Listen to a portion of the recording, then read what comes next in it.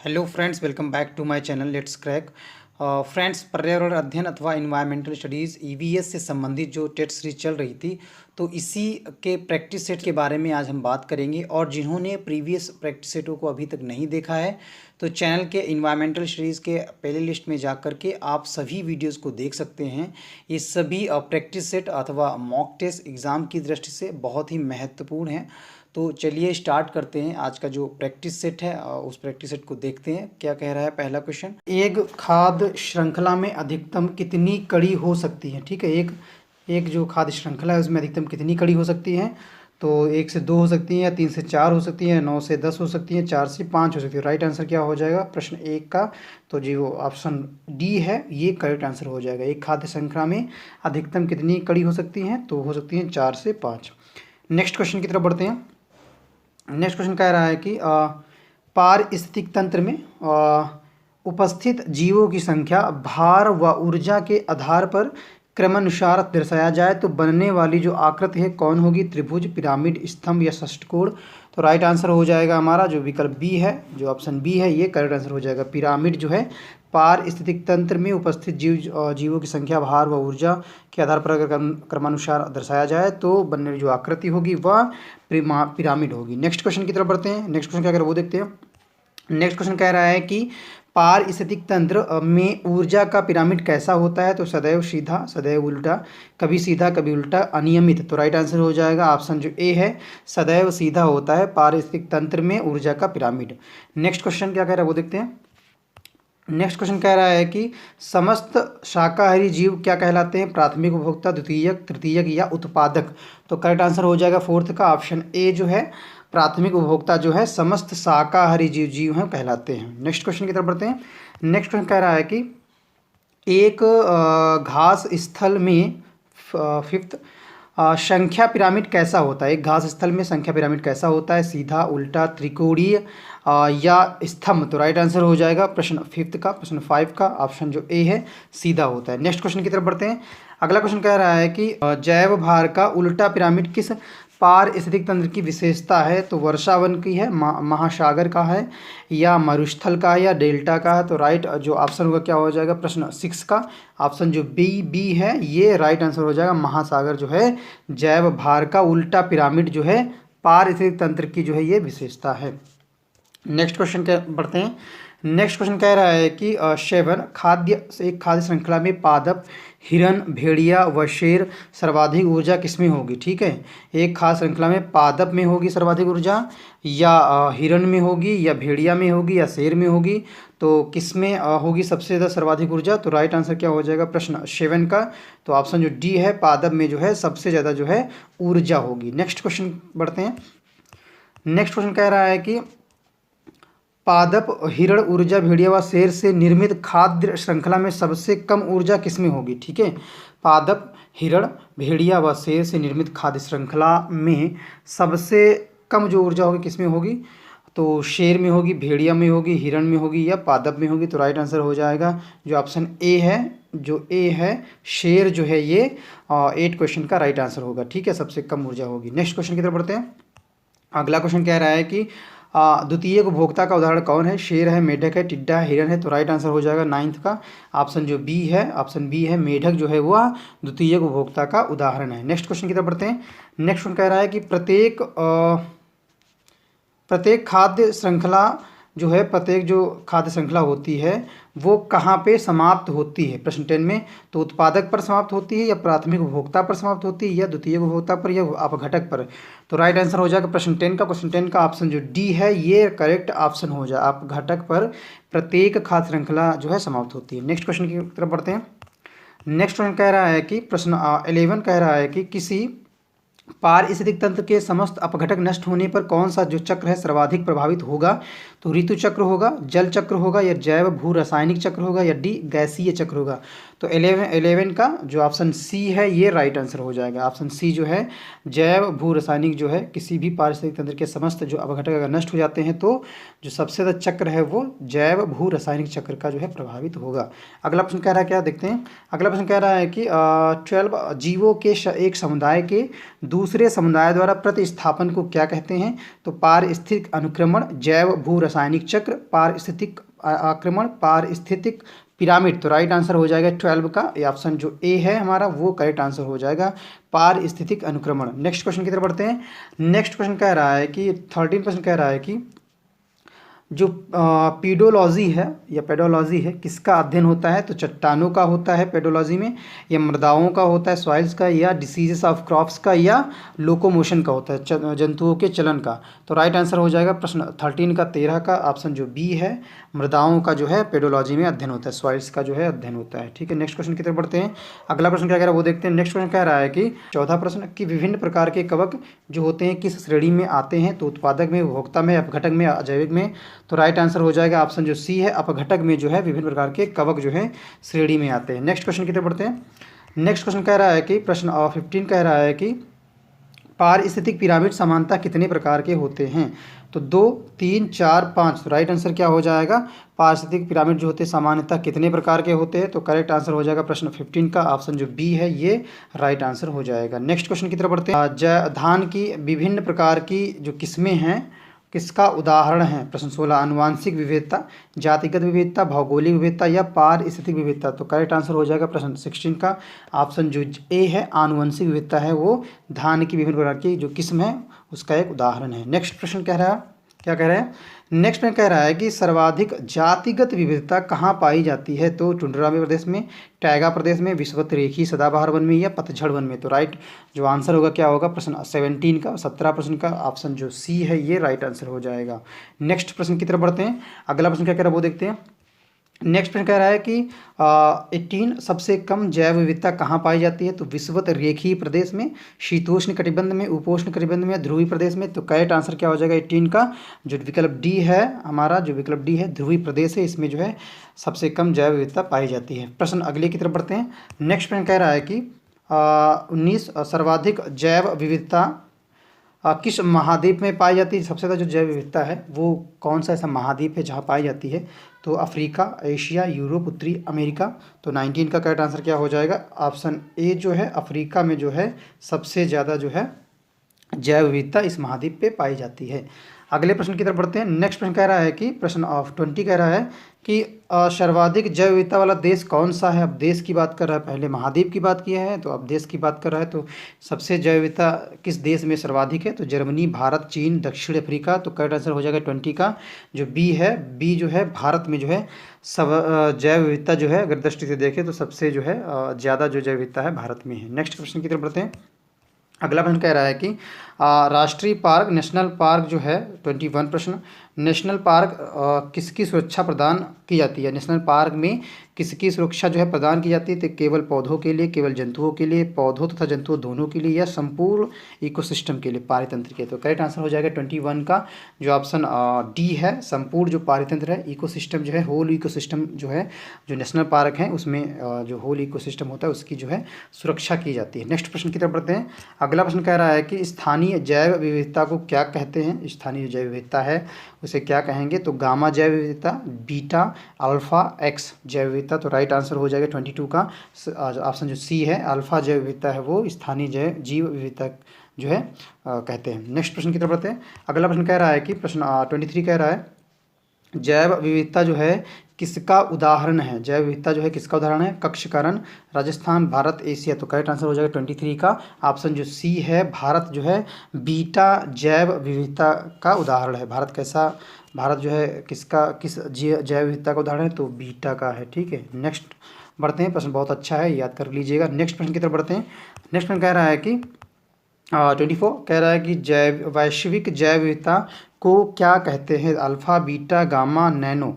तो right answer क्या हो जाएगा 24 का जो ऑप्शन सी है, विश्व की जो जैव विविधता है या जो वैश्विक जैव विविधता है उसे क्या कहेंगे?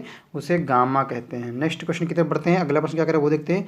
नेक्स्ट प्रश्न कह रहा है कि प्रश्न 25 कह रहा है कि भूमध्य रेखीय वन किस स्तर की जैव विविधता का उदाहरण है? जो भूमध्य रेखीय वन है या भूमध्य रेखीय क्षेत्रों में जो वन पाए जाते हैं उनमें जो जैव विविधता है वो जैव विविधता किसका उदाहरण है?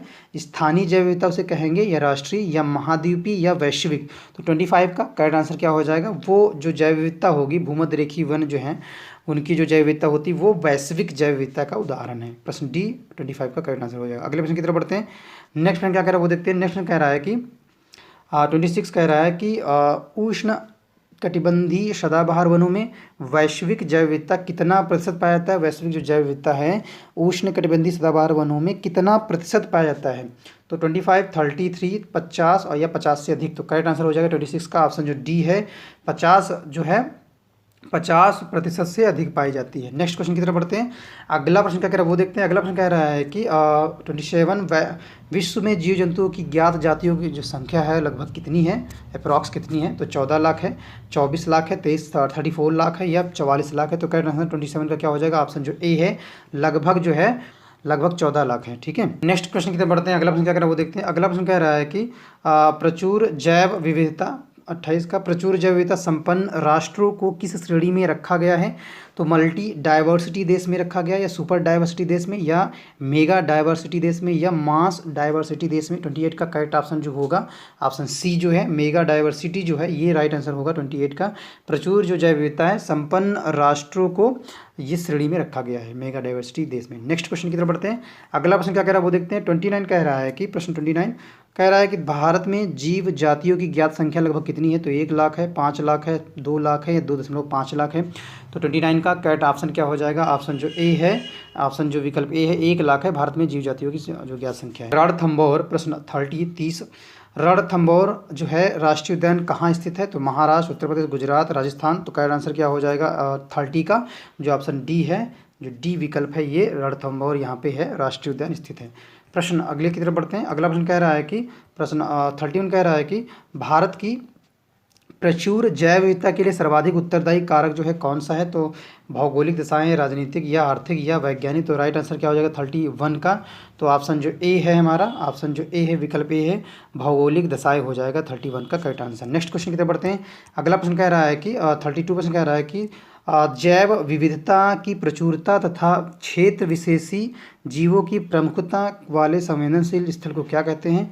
तो शीत स्थल कहते हैं, तप्त स्थल कहते हैं, हरित स्थल कहते हैं, लाल स्थल कहते हैं। 32 का करेक्ट आंसर क्या हो जाएगा, ऑप्शन जो बी है हमारा, जो विकल्प बी है, तप्त स्थल कहेंगे। 32 का करेक्ट आंसर हो जाएगा। नेक्स्ट क्वेश्चन की तरफ बढ़ते हैं। अगला प्रश्न क्या कह रहा है वो देखते हैं। अगला प्रश्न कह रहा है कि 33 भारत का तप्त स्थल, हॉट स्पॉट जिसे बोलते हैं, कौन सा है। तो पूर्वी घाट है, पश्चिमी घाट है, पूर्वी तट है, पश्चिमी तट है। तो राइट आंसर 33 का क्या हो जाएगा, विकल्प बी जो विकल्प है ये करेक्ट आंसर हो जाएगा। पश्चिमी घाट जो है ये भारत का तप्त स्थल है या हॉट स्पॉट है। ठीक है, अगले प्रश्न की तरफ बढ़ते हैं। नेक्स्ट प्रश्न कह रहा है कि सर्वाधिक हॉट स्पॉट 34 सर्वाधिक हॉट स्पॉट किस महाद्वीप में चिन्हित किए गए हैं।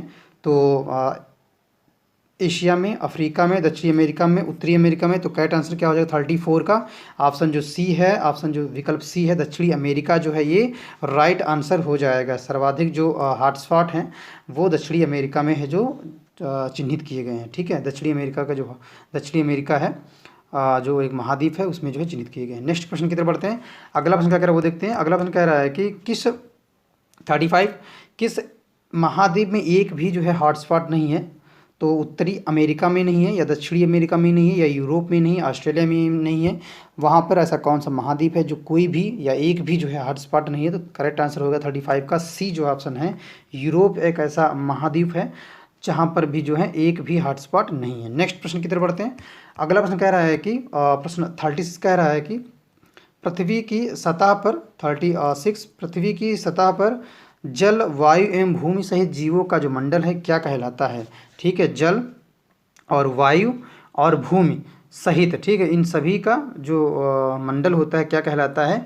तो स्थल मंडल होता है, जीव मंडल होता है, जल मंडल होता है या वायु मंडल होता है। तो 36 का करेक्ट जो ऑप्शन होगा विकल्प जो बी होगा वो जल मंडल होगा। ठीक है, जो जीव मंडल है विकल्प बी जो है 36 का विकल्प बी जो है वो राइट आंसर होगा, जीव मंडल कहेंगे। ठीक है, जो जल है हमारा और जो वायु है और जो भूमि है, ठीक है, भूमि है, ये सभी क्या हैं हमारे, ये सभी हैं क्या, ये सभी हमारे हैं क्या हैं हमारे, ये सभी जीव मंडल हैं। ठीक है, जीव मंडल हैं। क्लियर है। नेक्स्ट क्वेश्चन की तरफ बढ़ते हैं। अगला प्रश्न क्या कह रहा है वो देखते हैं। नेक्स्ट प्रश्न कह रहा है कि जीवों की संकटग्रस्त जो जातियां हैं उनकी जो सूचीबद्ध करने वाली पुस्तक है उसको क्या कहते हैं? तो रेड डाटा बुक कहते हैं, ब्लैक डाटा बुक कहते हैं, येलो पेजेस बुक कहते हैं, ब्लू डाटा बुक कहते हैं। करेक्ट आंसर हो जाएगा 37 का ऑप्शन जो ए है हमारा। रेड डाटा बुक जो है जीवों की जो संकटग्रस्त जातियां हैं ये उनको जो सूचीबद्ध करने की जो पुस्तक है या जो बुक है वो रेड डाटा बुक कहलाती है। अगले प्रश्न की तरफ बढ़ते हैं। नेक्स्ट प्रश्न कह रहा है कि प्रश्न 38 कह रहा है कि IUCN किस क्षेत्र में संलग्न जो है संगठन है?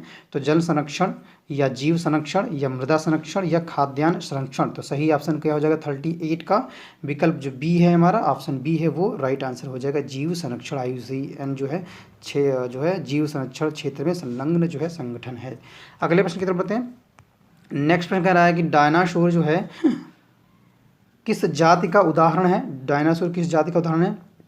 दुर्लभ, संकटग्रस्त जाति, विलुप्त जाति या दैत्य जाति। तो राइट आंसर 39 का क्या हो जाएगा? ऑप्शन जो सी है विलुप्त जो जाति है इसका एक उदाहरण है, क्योंकि डायनासोर जो है वो पूरी तरह से जो है विलुप्त हो चुके हैं। ठीक है, पूरी तरह से क्या हो चुके हैं? विलुप्त हो चुके हैं, इसलिए वो कैसी जाति में आएगा? विलुप्त जाति में आएगा। अगले प्रश्न की तरफ बढ़ते हैं। नेक्स्ट प्रश्न कह रहा है कि 40% 40% संख्या कह रही है कि भारत की संकटग्रस्त पादप जाति का उदाहरण कौन सा है? तो तुलसी है, नीम है, रोहिणी है और आक है। तो राइट आंसर क्या हो जाएगा प्रश्न 40 का जो विकल्प डी है, जो रोहिणी है ये भारत की जो संकटग्रस्त पादप जाति है उसका एक उदाहरण है।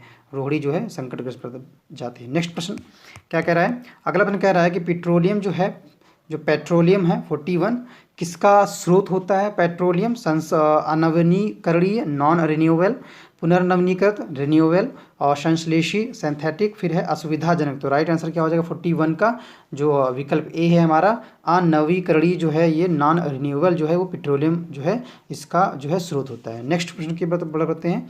अगला प्रश्न क्या कह रहा है वो देखते हैं। नेक्स्ट प्रश्न कह रहा है, प्रश्न 42 कह रहा है कि great Indian bustard 42 great Indian bustard क्या है? तो बताना है क्या विलुप्त जाति है, दुर्लभ जाति है, संकटग्रस्त जाति या सुवेध जाति है। तो ग्रेट इंडियन जो बस्टर्ड है वो कैसी जाति है? तो ग्रेट इंडियन बस्टर्ड जो है वो सी जो विकल्प है संकटग्रस्त जो है जाति है। ग्रेट इंडियन बस्टर्ड संकटग्रस्त जाति है। नेक्स्ट प्रश्न की तरफ बढ़ते हैं।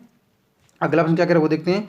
अगला प्रश्न कह रहा है कि प्रश्न 43 कह रहा है कि 43 निरंतर हास के कारण शीघ्र ही संकटग्रस्त की श्रेणी में आने की आशंका वाली जो जाति को क्या कहेंगे या क्या कहते हैं? तो दुर्लभ जाति कहेंगे, भयग्रस्त जाति कहेंगे, सुवेध जाति कहेंगे या विलुप्त जाति कहेंगे। तो 43 का करेक्ट आंसर हो जाएगा ऑप्शन सी जो है सुवेध जो जाति हैं वो निरंतर हास के कारण शीघ्र ही संकटग्रस्त श्रेणी में आने की जो आशंका है सुवेध जाति को कहते हैं। नेक्स्ट प्रश्न क्या कह रहा है वो देखते हैं। अगला प्रश्न क्या कह रहा है स्वस्थानीय जो स्वस्थानीय है संरक्षण किसका उदाहरण है? स्वस्थानीय जो संरक्षण है किसका उदाहरण? टाइगर प्रोजेक्ट का है, एक्वेरियम का है, चिड़ियाघर का है या ग्रीन हाउस का है। तो 44 का राइट आंसर क्या हो जाएगा? ऑप्शन जो ए है हमारा टाइगर जो प्रोजेक्ट है वो स्वस्थानीय संरक्षण का जो है उदाहरण है। टाइगर प्रोजेक्ट ऑप्शन जो ए है इसी में 44 का राइट आंसर हो जाएगा। नेक्स्ट प्रश्न की तरफ बढ़ते हैं। अगला प्रश्न क्या कह रहा है वो देखते हैं। नेक्स्ट प्रश्न कह रहा है कि प्रश्न 45 कह रहा है पृथ्वी के वायुमंडल में ओजोन की उपस्थिति से क्या होता है? ओजोन की जो उपस्थिति है उससे होता क्या है? जो उस पृथ्वी का वायुमंडल है उसमें जो ओजोन है उसकी उपस्थिति जो होती है उपस्थिति से क्या होता है? तो विकल्प ए है प्रकाश संश्लेषण की उच्च दर में रुकावट बनती है, परावैंगनी किरणों को पृथ्वी के भीतर प्रवेश करने से रोकने में सहायता करती है, वर्तमान समय में औसत ग्लोबल तापमान को बढ़ाने के लिए उत्तरदायी हुई है या उपयोगी है कि विकल्प डी क्योंकि यह जेटों में यात्रा करने वाले लोगों के लिए ऑक्सीजन की आपूर्ति करती है। तो राइट आंसर 45 का क्या हो जाएगा? तो विकल्प जो बी है हमारा जो विकल्प बी है ये राइट आंसर हो जाएगा। ठीक है, परावैंगनी जो किरणें हैं जो परावैंगनी किरणें हैं को पृथ्वी के भीतर प्रवेश करने से जो है ये जो ओजोन है ये रोकती है। 45 का विकल्प बी जो है राइट आंसर हो जाएगा। नेक्स्ट प्रश्न क्या कह रहा है वो देखते हैं। नेक्स्ट प्रश्न कह रहा है कि DDT जो है ये क्या है? तो विकल्प देखते हैं DDT है क्या?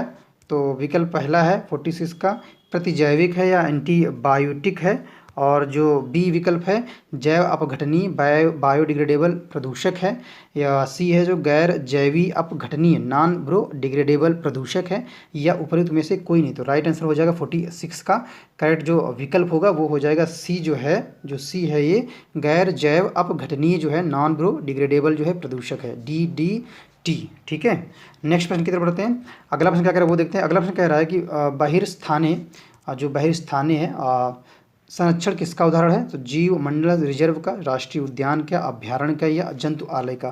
तो 47 का करेक्ट आंसर क्या हो जाएगा? ऑप्शन जो डी है जंतुआलय जो है ये राइट आंसर हो जाएगा। अगले प्रश्न की तरफ बढ़ते हैं। नेक्स्ट प्रश्न क्या कर रहा है? गिर क्या है? जो गिर है क्या 48 में? तो राष्ट्रीय उद्यान है, जीवमंडल है, अभ्यारण्य है या टाइगर प्रोजेक्ट है। तो गिर क्या है 48 का राइट आंसर क्या हो जाएगा? ऑप्शन जो ए है हमारा, जो गिर है क्या वो राष्ट्रीय उद्यान है, विकल्प ए राइट आंसर हो जाएगा। अगले प्रश्न की तरफ बढ़ते हैं।